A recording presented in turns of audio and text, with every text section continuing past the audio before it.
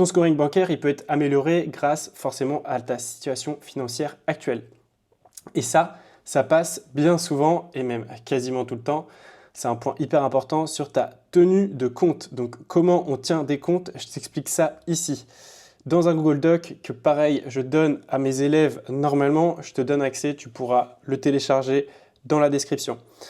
Dans ce Google Doc, je t'explique comment avoir une tenue de compte parfaite pour obtenir ton crédit. Donc il faut savoir, quand tu vas aller voir une autre banque que la tienne pour obtenir un crédit, il va te demander tes 3 derniers mois, les relevés de tes 3 derniers mois.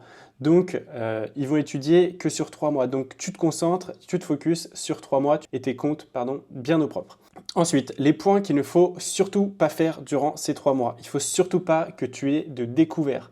C'est évident et ça l'était aussi dans le scoring bancaire juste en bas, mais interdit de faire des découverts.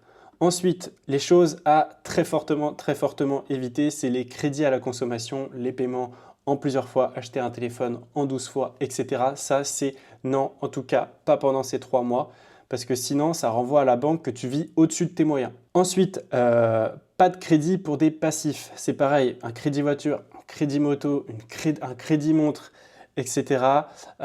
Déjà, de 1, ça te mange ta capacité d'emprunt. Et en plus de ça, ça prouve aussi que tu vis un peu au-dessus de tes moyens. Donc, ce que tu peux faire là, c'est peut-être potentiellement, si tu es vraiment déterminé, essayer de les revendre ou les rembourser par anticipation si tu peux le faire. Ensuite, ce que tu vas éviter, c'est les dépenses inconsidérées.